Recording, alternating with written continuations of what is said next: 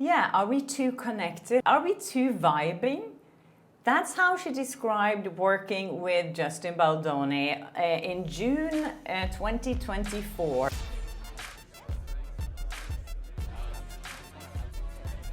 Hi and welcome to Flaa Talk. I'm Kjersti Flaa, and here on my channel I talk about my good and bad experiences in Hollywood and working as an entertainment reporter. So I think it was last week that I reported on America Ferrara that she had removed a post from her Instagram grid, the one where she was supporting Blake Lively. Guess what? She put it back. Someone sent me an email this morning saying you have to check out America Ferrara's Instagram. The post is back. So what she had done originally was remove the post from the grid. So if you just went into her Instagram, it was invisible. You had to follow a link to actually see the post. But today, it is back. So I don't know what that says about America Ferrara, if she's now supporting Blake again, if it was a mistake. So I don't know what happened there, if America Ferrara got cold feet and thought, oh, Blake is gonna come after me, so I better put that post back up. I don't know. I just find it kind of spineless when you support someone publicly and then you remove the support because you get a lot of backlash from it. And then you kind of sneak it back in again. I don't know. She hasn't posted anything else on her Instagram since last time she had removed it. So it's not like it's been pushed in any direction, like a technical glitch, or I don't know how that could have happened. But yeah, post is back. America Ferrara is back. Also recently, Harvey Weinstein came out and said that and showed support for Baldoni, saying that, you know, you and me, we were treated the same way by New York Times. It's like, no, you weren't. Harvey Weinstein was accused by, I think, like 50 to 100 women. It was so many women, and it was so serious, like really horrific incidents that he was accused of, and he ended up in jail for it. Now he's saying that he was treated the same way by New York Times that Justin Baldoni was. I just think this is so bad, and I really don't wish this upon Baldoni at all, to be put in the same boat as Harvey Weinstein. I mean, it is the same journalist who wrote the story, Megan Thuy, which I now think is really bad, because now if Baldoni would win this case against New York Times, which is very unlikely apparently, that would put Harvey Weinstein's case or that article in the spotlight, and maybe they have to question that. Because I do not feel that Harvey Weinstein was treated unfairly in any way. I've met Harvey Weinstein, I've seen him in action, I felt his energy and his vibe, and I didn't like it. So Harvey has actually given out a statement saying that watching Justin Baldoni take legal action against the New York Times and its reporters, accusing them of manipulating communications and ignoring evidence that countered Ms. Lively's claim, hit me hard. Weinstein continues, it brought back everything I experienced when the Times reported on me in 2017.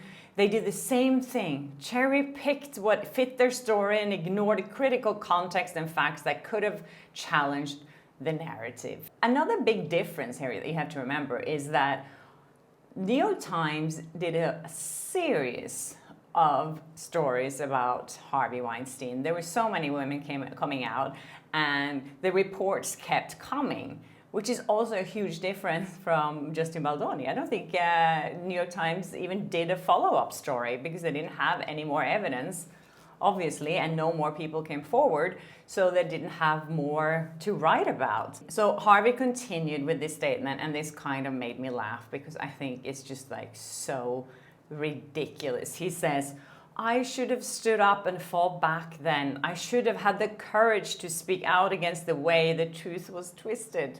Harvey Weinstein should have had the courage to speak up.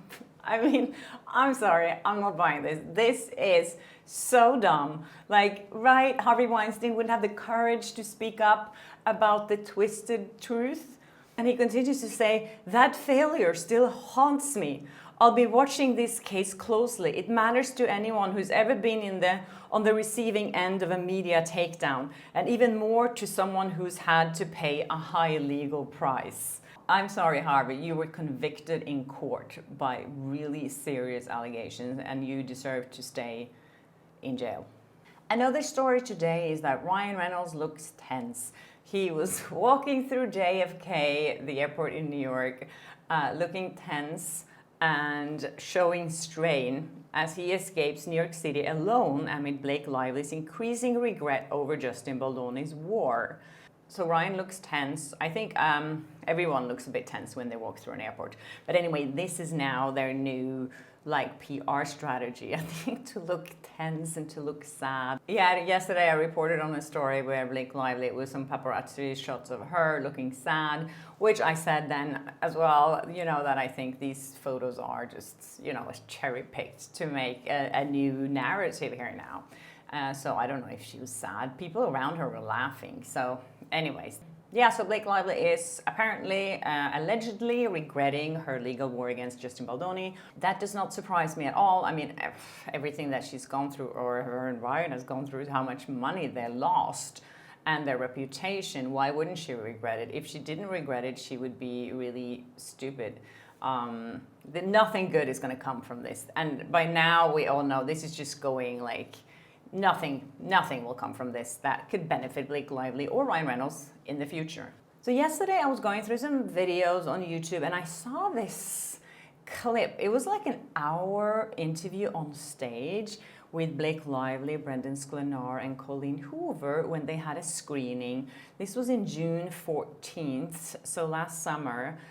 When they were showing It Ends With Us, a cut that wasn't even ready and that Sony hadn't greenlit or anything like that. I've seen part of that interview before, but I haven't seen the whole thing because this was an hour long. And what I found was Blake Lively talking about Justin Baldoni. She didn't mention him by name, but what she said does not sound like someone who's been harassed by someone. Listening to her talking about him and how they work together was just like, wow. It was actually interesting because our director also plays my other love interest. And so I think when we were in scenes together, he was like, whoa, you seem like you're in love with him. I'm like, yeah, it's Atlas. Yeah.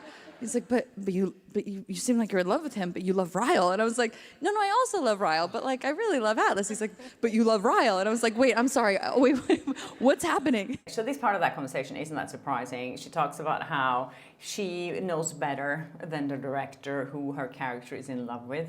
For some reason, she wants to convince Justin Baldoni that her character is in love with Brendan Sklenar's character, Atlas.